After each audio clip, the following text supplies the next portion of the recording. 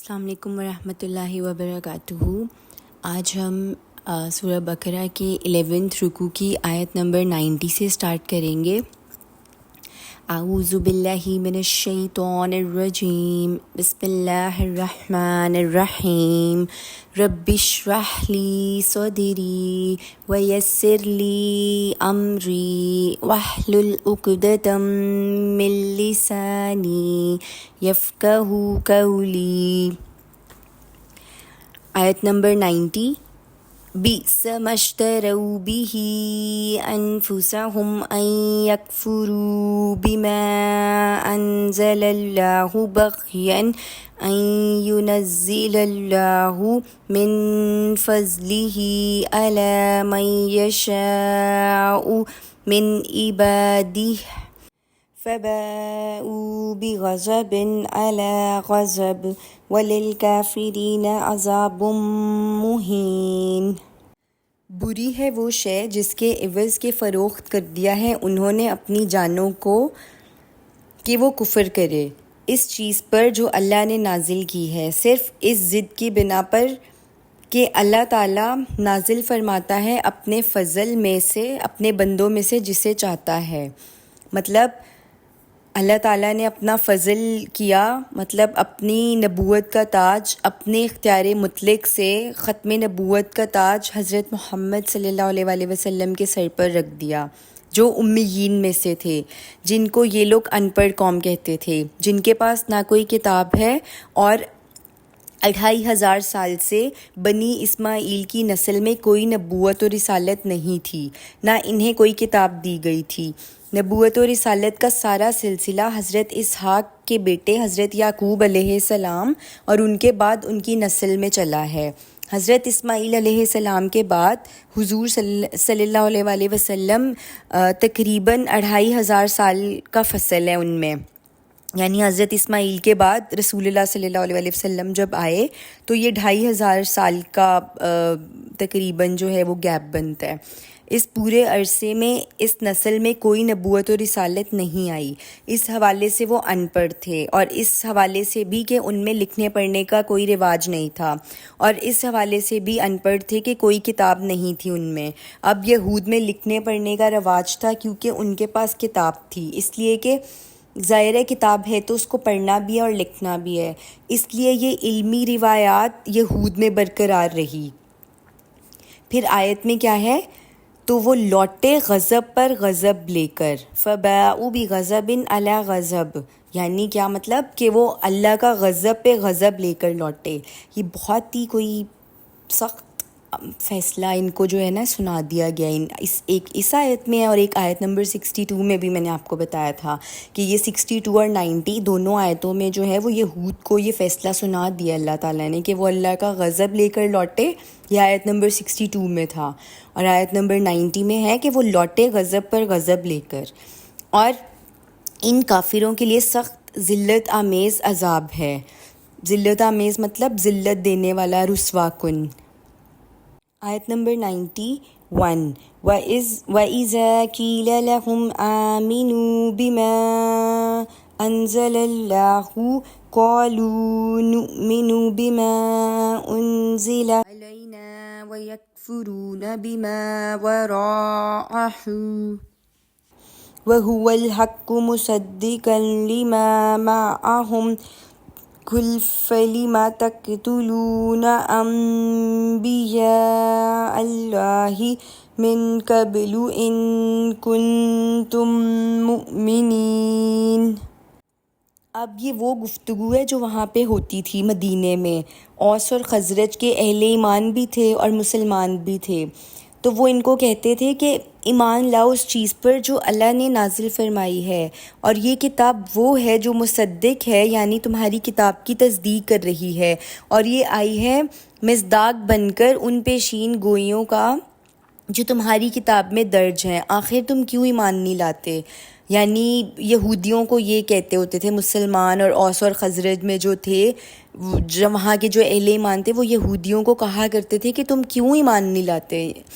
آگے آیت میں کیا ہے؟ اور جب ان سے کہا جاتا ہے ایمان لاؤ اس چیز پر جو اللہ نے نازل فرمایا، وہ کہتے ہیں ہم ایمان رکھتے ہیں اس شے پر جو ہمارے پاس ہے، جو ہم پر نازل کی گئی، لہٰذا ہم بھی ایمان والے ہیں، لیکن وہ کفر کر رہے ہیں اس کا جو اس کے پیچھے ہے، یعنی پیچھے مطلب اس کے بعد آنے والی کتاب کا، حالانکہ وہ کتاب حق ہے اور یہ تصدیق کرتے ہوئے آئی ہے اس کی جو ان کے پاس ہے۔ اب آیت میں اللہ تعالیٰ کی طرف سے ایک الزامی جواب ہے جو مسلمانوں کو سکھایا جا رہا ہے۔ کیا ہے؟ اے نبی صلی اللہ علیہ وسلم ان سے کہیے تو پھر تم کیوں قتل کرتے رہے ہو اللہ کے نبیوں کو اس سے پہلے، اگر تم واقعتاً ایمان رکھنے والے ہو۔ اچھا، یہ ایک روایت ہے کہ ایک حبشی تھا، جب اس نے شیشہ دیکھا نا تو اسے اپنی شکل پسند نہیں آئی تو اس نے شیشے کو توڑ دیا۔ اسی طرح جب نبیوں نے اپنی وحی کے ذریعے سے انہیں جب آئینہ دکھایا تو انہوں نے آئینے کو توڑا۔ حضرت یحییٰ علیہ السلام کو قتل کیا اس لیے کہ انہوں نے بڑی شدید ان کے اوپر تنقیدیں کی تھیں، اس وقت کا جو بادشاہ تھا اس کے اوپر، تو انہوں نے حضرت یحییٰ کو جو ہے وہ قتل کیا۔ تو یہ ان سے کہا جا رہا ہے کہ اگر تم ایسے ہی حق پرست ہو اور جو کچھ تم پر نازل کیا گیا ہے تم اس پر ایمان رکھنے والے ہو، تو پھر تم نے ان پیغمبروں کو کیوں قتل کرتے رہے جو خود بنی اسرائیل میں پیدا ہوئے تھے؟ تم نے حضرت زکریا علیہ السلام کو کیوں قتل کیا؟ یحییٰ علیہ السلام کو کیوں قتل کیا؟ عیسیٰ علیہ السلام کے قتل کی پلاننگ کیوں کی؟ تمہارے تو ہاتھ نبیوں کے خون سے آلودہ ہیں اور تم دعوے دار ہو ایمان کے، یعنی یہ ان سے کہا جا رہا ہے، یعنی ان کے جواب میں ہی ان کو جواب دیا جا رہا ہے کہ اگر تم ایمان والے ہو تو پھر تم نبیوں کو کیوں قتل کرتے رہے ہو۔ آیت نمبر 92، وَلَقَدْ جَاءَكُم مُوسَىٰ بِالْبَيِّنَاتِ ثُمَّ اتَّخَذْتُمُ الْعِجْلَ مِن بَعْدِهِ وَأَنْتُمْ ظَالِمُونَ۔ اور اس سے بھی پیچھے جو تمہارا طرز عمل رہا ہے، تمہارے آبا و اجداد کا جو طرز عمل رہا ہے، آئے تھے تمہارے پاس موسیٰ علیہ السلام واضح معجزے لے کر۔ حضرت موسیٰ علیہ السلام کے 9 معجزے ہیں، یہ میں نے آپ کو پہلے بھی بتایا تھا نا، یاد ہے؟ 2 معجزے تو ابتدا میں ہی دے دیے گئے تھے اور 7 معجزے دوران قیام مصر اللہ تعالیٰ نے عطا فرمائے۔ یہ سورت بنی اسرائیل میں جو ہے اس میں بھی آخری رکوع میں 9 معجزات کا ذکر ہے۔ اس سے آگے بھی معجزے ہوئے ہیں، ایک ہی ضرب سے سمندر پھٹ گیا عصا سے، اور ان کی آنکھوں کے سامنے فرعون اور اس کا لشکر غرق ہوئے۔ پھر ایک ہی ضرب تھی حضرت موسیٰ علیہ السلام کے ضرب کی جس سے 12 چشمے پھوٹ بہے ایک چٹان سے۔ پھر من و سلوہ نازل ہوا، دھوپ نے تکلیف دی تو اللہ تعالیٰ نے کیسے ان کے اوپر بادلوں کا جو ہے وہ سائبان ان کے ساتھ رہا پورے اس دوران میں، جہاں جہاں پہ ان کا لشکر چلتا تھا۔ اور تو ریت میں ہے یہ کہ 6 لاکھ کا لشکر تھا، اور سوچیں ان کے اوپر جو ہے ایک بادل کا جو ہے وہ سائبان ہمیشہ ہی رہتا تھا۔ جب ان کا ایکسوڈس ہوا تھا تو تقریباً 6 لاکھ لوگ تھے، اور اس میں جو ہے وہ اللہ تعالیٰ نے سائبان کا بندوبست کیا کہ ان کو دھوپ بھی جو ہے وہ تنگ نہ کرے۔ ان سارے معجزات کے بعد تمہارا طرز عمل یہ رہا، آیت میں آ رہے آگے، پھر تم نے اس کی غیر حاضری میں بچھڑے کو اپنا معبود بنا لیا، یعنی جب عارضی سا حضرت موسیٰ کو اللہ تعالیٰ نے کوہ طور پر طلب کیا تو ان کے جاننے کے بعد تم نے بچھڑے کو اپنا معبود بنا لیا اور تم ظالم ہو، تم نے شرک کیا یعنی۔ آیت نمبر 93، وَإِذْ أَخَذْنَا مِيثَاقَكُمْ وَرَفَعْنَا فَوْقَكُمُ الطُّورَ خُذُوا مَا آتَيْنَاكُمْ بِقُوَّةٍ وَاسْمَعُوا قَالُوا سَمِعْنَا وَعَصَيْنَا وَأُشْرِبُوا فِي قُلُوبِهِمُ الْعِجْلَ بِكُفْرِهِمْ قُلْ بِئْسَ مَا يَأْمُرُكُم بِهِ إِيمَانُكُمْ إِن كُنتُم مُؤْمِنِينَ۔ یہ واقعہ اس سے پہلے آ چکا ہے، اور یاد کرو جبکہ ہم نے تم سے عہد لیا تھا اور تمہارے اوپر کوہ طور کو معلق کر دیا تھا، پکڑو اس کو مضبوطی کے ساتھ اور سنو، یعنی اس پر عمل کرو۔ پکڑو مطلب اس پر عمل کرو، جیسے ہمیں قرآن کے بارے میں کہا گیا کہ پڑھو اور عمل کرو، اسے دوسروں تک پہنچاؤ، ان سے بھی یہ عہد لیا گیا تھا کہ اسے واضح کرتے رہو گے۔ بیان کرتے رہو گے، لوگوں تک پہنچاتے رہو گے۔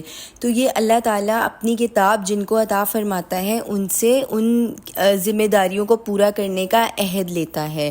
اس پر بعض لوگوں کو سرسری سا اعتراض ہوتا تھا کہ جب عہد لیا گیا تو اللہ تعالیٰ نے پہاڑ کیوں اٹھایا، یعنی یہ کچھ لوگوں کو اس کے اوپر اعتراض اٹھا، تو یعنی وہ کہتے تھے کہ اس میں جبر کا ایلیمنٹ ہے، جبکہ دین میں کوئی جبر نہیں ہوتا۔ تو اس کا جواب مفسرین جو ہے وہ اس طرح سے دیتے تھے کہ کسی کو دین اختیار کرنے پر جو ہے وہ کوئی مجبور نہیں کیا جائے گا، کوئی جبر نہیں کیا جائے گا، ہر کسی کا چوائس ہے کہ وہ جون سا مرضی ریلیجن جو ہے وہ اختیار کرے، یعنی جو بھی جس دین کو اختیار کرے گا تو وہ اس کا مدعی ہوگا کہ میں اس دین کا پیروکار ہوں، اور اس سے پھر عمل کرایا جائے گا، یعنی یہ ہے اسلام میں، یعنی زبردستی اس پر عمل جو ہے، پھر اس پہ زبردستی اس کے اوپر عمل کروایا جائے گا، اس پر جبر ہوگا، اس لیے کہ تم کہتے ہو کہ میں اللہ کو مانتا ہوں تو اللہ کا حکم اب تمہیں ماننا پڑے گا، اللہ کا حکم ماننے پہ اب ہمیں جبر کرنا پڑے گا، تمہیں نماز پڑھنی پڑے گی۔ یعنی جو لوگ بھی دین کو پروفیس کرتے ہیں پھر ان سے جبراً عمل کرایا جائے گا۔ تو وہ لوگ مدعی تھے کہ حضرت موسیٰ علیہ السلام کو مانتے تھے، توریت کو بھی مانتے تھے کہ یہ اللہ تعالیٰ کی کتاب ہے۔ اب ان کے ساتھ جو دہشت کی کیفیت رکھی گئی تھی وہ یہ کہ کوہ طور کو ان کے سر پر معلق کر دیا گیا۔ پھر آیت میں ہے، انہوں نے کہا ہم نے سنا اور نافرمانی کی۔ یہ جو یہودی تھے نا، یہودی قوم، ان کے اندر ایک بیماری تھی کہ یہ نا زبان کو ذرا سا مڑوڑ کر الفاظ کے مطلب کو بدل دیتے تھے، یعنی کہ اس سے بات کا مطلب ہی بدل جاتا تھا۔ یہ ہم اس کی پہلے بھی ایگزامپلس پڑھ چکے ہیں نا، وہ جب اناج والی بات تھی تو یہ مطلب بدلتے تھے، اور یہ ان کا بہت زیادہ یعنی جب ان سے اس چیز پر پوچھا جاتا تھا کہ تم نے اس طرح کہا ہے تو یہ آگے سے کہتے تھے کہ آپ کی سماعت میں کوئی خلل ہوگا، ہم نے تو اسی طرح سے ہی بولا تھا، آپ کو شاید سننے میں غلطی ہوئی ہے۔ یوں سمجھیں کہ جو طرز عمل وہ حضور صلی اللہ علیہ وسلم کے ساتھ کر رہے ہیں 2000 سال پہلے، ان کا یہی ایگزیکٹ طرز عمل جو تھا وہ حضرت موسیٰ علیہ السلام کے ساتھ رہا۔ سب کے سب نہیں، ان میں بہت نیک لوگ بھی تھے، جیسے حضرت مسیح علیہ السلام کے حواریوں نے دین کی تبلیغ میں بڑی سختیاں جھیلی ہیں۔ حضرت موسیٰ علیہ السلام کی قوم میں بھی جانشینوں نے بھی نیک اعمال کیے، لیکن کچھ ایسے بھی تھے جنہوں نے کہا ہم نے سنا اور نافرمانی کی۔ پھر آیت میں آگے آ رہا ہے، ان کے دلوں میں بچڑے کی محبت پلا دی گئی، ان کے اس کفر کی پاداش میں، یعنی بچڑے کی عقیدت ان کے دلوں میں بیٹھ گئی، یہ راسخ ہو گیا ان کے اندر۔ اب یہ سارا تبصرہ جو ہے وہ اس لیے ہو رہا ہے کہ اصل میں جب وہ کہتے تھے نا کہ ہم مومن ہیں، جب ہم توریت اور موسیٰ کو مانتے ہیں، تو یہ سمجھنا ضروری ہے کہ اصل میں یہود کون سے ایمان کا دعویٰ کرتے ہیں، ورنہ بہت سی آیات جو ہیں وہ آپ کو سمجھ میں نہیں آئیں گی۔ وہ حضور صلی اللہ علیہ وسلم پر ایمان کا دعویٰ نہیں کرتے تھے، بلکہ ان کا دعویٰ یہ تھا کہ ہمیں ایکنالج کرو کہ ہم مومن ہیں، ہم سینکڑوں نبیوں کے ماننے والے ہیں، ہم نے صرف حضور صلی اللہ علیہ وسلم کا انکار کیا ہے۔ آگے آیت میں کیا آ رہا ہے، اے نبی صلی اللہ علیہ وسلم کہیے، بری ہے وہ چیزیں جس کا کہ حکم دیتا رہا تمہیں تمہارا ایمان، اگر تم مومن ہو، یعنی کیا یہ طرز عمل ایمان کے ساتھ مطابقت رکھنے والا ہے؟ تم در حقیقت مدعی تو ہو کہ حقیقتاً ایمان کے، لیکن مدعی ہو تم ایمان کے، لیکن تم مومن نہیں ہو، حقیقت میں تمہارے اندر ایمان کی قدر نہیں ہے، تم توحید کو اور ایمان کو اس طرح تسلیم کرنے والے نہیں ہو، اگر کرتے تو تمہارا یہ طرز عمل نہ ہوتا۔ یہ تمہارا کیسا ایمان ہے کہ تم رسول صلی اللہ علیہ وسلم کی دعوت پر ایمان نہیں رکھ رہے۔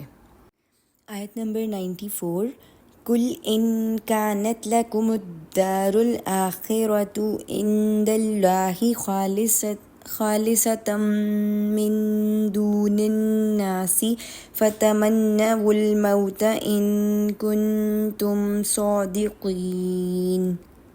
اس آیت میں ایک یونیورسل ٹروتھ کا بیان ہو رہا ہے، اور وہ یہ ہے کہ یہودی جو تھے ان کو نا ایک بہت زیادہ مطلب ان کو یہ لگتا تھا کہ ہم تو اللہ تعالیٰ کے بڑے چہیتے ہیں، لاڈلے ہیں، نعوذ باللہ اس کے بیٹوں کی مانند ہیں، ہم مطلب اولیاء اللہ ہیں، ہم اس کے پسندیدہ اور چنے ہوئے لوگوں میں سے ہیں، لہٰذا آخرت کا گھر جو ہے وہ ہمارے لیے ہی ہے۔ اب اللہ تعالیٰ کیا جواب دے رہے ہیں؟ اے نبی صلی اللہ علیہ وآلہ وسلم، ان سے کہیے کہ اگر تمہارے لیے ہی اللہ تعالیٰ نے آخرت کا گھر رکھا ہوا ہے، مطلب دوسروں کو چھوڑ کر، آخرت سے مراد ہے پچھلا گھر یعنی جنت، یعنی تمہارے لیے اگر آخرت کا گھر ریزروڈ ہے تب تو تمہیں موت کی تمنا کرنی چاہیے اگر تم اپنے خیال میں سچے ہو۔ جیسے ایک حدیث کا مفہوم میں آپ کو سناتی ہوں۔ حضور صلی اللہ علیہ وآلہ وسلم نے فرمایا، یہ دنیا مومن کے لیے قید خانہ کی مانند ہے، وہ یہاں نہیں رہنا چاہتا۔ یعنی انسان جو ہے وہ اپنے اگر دل میں جھانکے، اگر اس کی خواہش ہے کہ میری عمر طویل ہو، تو یہ اس کے ایمان کی کمزوری ہے۔ اور مطلب یہ دنیا جو ہے یہ ہمارے لیے ایک پلیس آف ڈیوٹی ہے، ہماری ذمہ داری کی جگہ ہے، یہاں سے فرار اختیار کرنے کی اجازت نہیں ہے، اس لیے خودکشی گناہ کبیرہ ہے، اور یہاں پہ رہنا تو ہے، یہ ایک دوسری بات ہے۔ انسان کا دل جو ہے وہ گواہی دیتا ہے کہ آپ اللہ تعالیٰ کے ساتھ مخلص ہیں، تو یقیناً اللہ تعالیٰ بھی آپ کے ساتھ وہی معاملہ کرے گا۔ حدیث قدسی میں الفاظ آئے ہیں، میں اس ظن کے ساتھ ہوں کہ جو میرا بندہ میرے ساتھ رکھتا ہے۔ مطلب اللہ تعالیٰ سے ہم جو گمان کرتے ہیں نا، اللہ تعالیٰ ہمارے ساتھ بالکل ویسے ہی ہیں۔ آپ کا دل، آپ کا ضمیر آپ کو بتاتا رہتا ہے کہ آپ کا دل اللہ تعالیٰ کے ساتھ کیسا ہے۔ اگر اللہ تعالیٰ ہی آپ کو محبوب ہیں تو پھر ایسے بندے کے لیے دنیا کا وقت جو ہے وہ بھاری گزرے گا۔ اس کو مطلب جب تک وہ اس چیز کا احساس کرے گا کہ جب تک یہاں پر ہوں تو میں نے اپنی ذمہ داریاں، اپنے فرائض جو ہیں وہ ان کو سر انجام دینا ہے، لیکن تمنا نہیں ہو سکتی یہاں پہ رہنے کی۔ ایک اور حدیث ہے، اس کا مفہوم ہے، دنیا میں اس طرح رہو گویا تم اجنبی ہو یا مسافر ہو۔ یعنی کہ ہمارا جو ہے وہ نظریہ یہ ہونا چاہیے کہ اللہ تعالیٰ نے یہاں پہ مجھے بھیجا ہے، ایک معین مدت کے لیے میں نے یہاں پہ رہنا ہے، تو جو ذمہ داریاں اللہ تعالیٰ نے مجھے دی ہیں وہ پوری کرنی ہیں، اور لیکن یہاں پہ رہنے کی جو خواہش ہے وہ ہمارے دل میں ہونی نہیں چاہیے۔ تو ان کے سامنے ایک لٹمس ٹیسٹ رکھا جا رہا ہے، اور اس بات کو اپنے دھیان میں رکھیں کہ یہ ٹیسٹ میرے اور آپ کے لیے بھی ہے۔ آیت نمبر 95، وَلَن يَتَمَنَّوْهُ أَبَدًا بِمَا قَدَّمَتْ أَيْدِيهِمْ وَاللَّهُ عَلِيمٌ بِالظَّالِمِينَ۔ اور یہ ہرگز آرزو نہیں کریں گے موت کی بسبب ان کرتوتوں کے جو ان کے ہاتھوں نے آگے بھیجے ہوئے ہیں۔ یعنی ہر شخص کو معلوم ہے کہ میں نے کیا کمائی کی ہے، کیا آگے بھیجا ہے، اور اللہ ان ظالموں سے بخوبی واقف ہے۔ جیسے کہ میں نے پہلے بھی بتایا تھا کہ اہم مضامین قرآن مجید میں 2 جگہ پہ ضرور آتے ہیں، یہی مضمون سورۃ جمعہ میں بھی موجود ہے۔ وہ ہرگز تمنا نہیں کریں گے اس کی، اور اللہ ان ظالموں سے خوب باخبر ہے، بجائے اس کے کہ یہ آخرت کی تمنا کریں۔ اب اگلی آیت میں دیکھیں کہ یہ دنیا کی زندگی کو جو ہے وہ کتنا محبوب سمجھتے ہیں۔ آیت نمبر 96، وَلَتَجِدَنَّهُمْ أَحْرَصَ النَّاسِ عَلَى حَيَاةٍ وَمِنَ الَّذِينَ أَشْرَكُوا يَوَدُّ أَحَدُهُمْ لَوْ يُعَمَّرُ أَلْفَ سَنَةٍ وَمَا هُوَ بِمُزَحْزِحِهِ مِنَ الْعَذَابِ أَن يُعَمَّرَ وَاللَّهُ بَصِيرٌ بِمَا يَعْمَلُونَ۔ اور تم پاؤ گے انہیں سب سے بڑھ کر حریص کا مطلب ہوتا ہے یعنی ہوس میں مبتلا اس دنیا کی زندگی کے بارے میں، یہاں تک کہ مشرکوں سے بڑھ کر حریص۔ اچھا، یہ جو اہل مکہ تھے نا، ان میں نفاق نہیں تھا، یعنی چاہے وہ حضور صلی اللہ علیہ وسلم کے بدترین دشمن تھے، لیکن وہ کبھی چھپ کے وار نہیں کرتے تھے، وہ وار ہمیشہ سامنے سے کرتے تھے۔ ان میں سے ہر ایک کی خواہش یہ تھی کہ کسی طرح ہمیں جو ہے وہ 1000 برس کی عمر مل جائے۔ بزدل تھے نا، دنیا سے محبت تھی ان کو، دنیا سے لگاؤ تھا، تو اسی لیے جو ہے وہ دنیا کی تمنا کرتے تھے، یہاں رہنے کی تمنا کرتے تھے۔ یہاں تک کہ پتہ ہے بنو قریظہ جو تھے، ان کے پاس اتنا ہتھیار ان کے پاس سے برآمد ہوا کہ مسلمان حیران ہو گئے کہ اگر وہ ہمارے ساتھ مل کر جنگ کرتے تو ان کے پاس تو اتنا ہتھیار تھا کہ اگر اور کچھ نہ بھی ہوتا تو ہمیں مطلب ہم بھی نقصان تو کم از کم پہنچا دیتے مشرکین کو. تو یہ تینوں قبیلے جو تھے، بنو قریظہ، بنو قینقاع اور بنو نذیر، یہودی قبیلے تھے نا یہ، تو ان کا یہی حشر ہوا کہ انہوں نے خلاف ورزی کی اپنے وعدوں کی، اور نتیجہ یہ ہوا کہ 2 قبیلے وہاں سے نکال دیے گئے اور ایک قبیلے کے تمام افراد کو قتل کر دیا گیا. اور جہاں تک مشرکین کا معاملہ ہے تو وہ منافق نہیں تھے، ان میں بس یہ تھا کہ وہ وار بھی سامنے سے کیا کرتے تھے، تو وہ تو مطلب انکار لائک سامنے سے انکار کیا کرتے تھے نا، مطلب یہ کہ یہ نہیں کرتے تھے کہ دل میں انکاری تھے اور اوپر سے کہہ دیتے تھے کہ ہاں ہم مانتے ہیں. وہ اسٹریٹ اوے کہتے تھے کہ ہم مانتے ہی نہیں ہیں. یہاں تک کہ ابو جہل جو ہے اس کا معاملہ پتہ یہ تھا کہ اتنا زیادہ اس کے اندر وہ تھا کہ اس نے کہا کہ میری گردن جو ہے وہ ذرا نیچے سے کاٹیں کہ جب نیزے کے اوپر میرا سر رکھا جائے تو پتہ چلے کہ کسی سردار کا سر ہے. اب آیت میں کیا آ رہا ہے؟ اور نہیں ہے یہ بات کہ کسی کی عمر زیادہ کر دی جائے اسے بچا لینے والی عذاب سے. یعنی فرض کریں کہ اگر ان میں سے کسی کو مل بھی جاتے ہیں 1000 سال کی عمر، تو آخر تو وہ بھی ختم ہی ہو جائے گی، اور اس سے جو ہے وہ آخرت کا عذاب پھر بھی ٹل نہیں سکتا.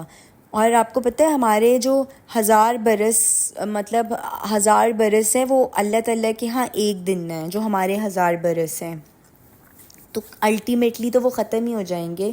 اس کی نا ایک بہت ہی امپورٹنٹ حدیث ہے، وہ میں آپ کو بتاتی ہوں. اس کا مفہوم وہ یہ ہے کہ دنیا کی محبت اور موت سے فرار، یہی بیماری مسلمانوں تمہارے اندر پیدا ہو جائے گی. مطلب یہ رسول اللہ صلی اللہ علیہ وسلم نے فرمایا دنیا کی محبت اور موت سے فرار، یہ بیماری تم مسلمانوں کے اندر جو ہے وہ پیدا ہو جائے گی. پھر ایک اور روایت میں ہے مفہوم، اندیشہ ہے کہ ایک وقت آئے گا کہ دنیا کی قومیں تم پر ایک دوسرے کو ایسے دعوت دیں گی جیسے کھانا رکھ دیا جائے سامنے اور لوگوں کو کہا جائے کہ آئیے تناول فرمائیے. ایک کہنے والے نے کہا حضور صلی اللہ علیہ وآلہ وسلم کیا یہ اس لیے ہوگا کہ ہم بہت کم ہو جائیں گے تعداد میں؟ تو آپ صلی اللہ علیہ وآلہ وسلم نے فرمایا نہیں، اس وقت تم بہت کثیر ہوگے، مطلب بہت زیادہ ہوگے، لیکن تمہاری حالت وہ ہوگی جیسے کہ کسی سیلاب کے اوپر کا جھاڑ ہو یا جھاگ ہو یا اس کے اوپر گھاس ہو، اور اللہ تعالیٰ تمہارے دشمنوں کے دلوں سے تمہاری ہیبت نکال دے گا اور تمہارے دلوں کے اندر وہن پیدا کر دیا جائے گا. اب پوچھا گیا کہ وہن کیا ہے؟ آپ صلی اللہ علیہ وآلہ وسلم نے فرمایا دنیا کی محبت اور موت کا خوف. یعنی اب آپ خود اینالائز کر لیں اس چیز کو کہ یہ بالکل ایسے لگ رہا ہے کہ یہ ابھی کی سچویشن جو ہے نا، یہ حدیث میں ابھی کی سچویشن آ رہی ہے. کسی بھی امت مسلمہ کی جب یہ صورت پیدا ہوگی کہ دنیا سے محبت اور موت سے ڈر لگے گا، تو کیا ہوگا کہ اللہ تعالیٰ دنیا سے جو ہے نا وہ ہیبت ختم کر دے گا مسلمانوں کی، اور تم دنیا کے لیے ایک لذیذ نوالا بن کے رہ جاؤ گے اور جو دنیا آرام سے کھائے گی. تو یہ بات بیان ہو رہی ہے یہاں پہ. اگلا رکو انشاءاللہ نیکسٹ لیکچر میں ڈسکس کریں گے. بارک اللہ فیکم.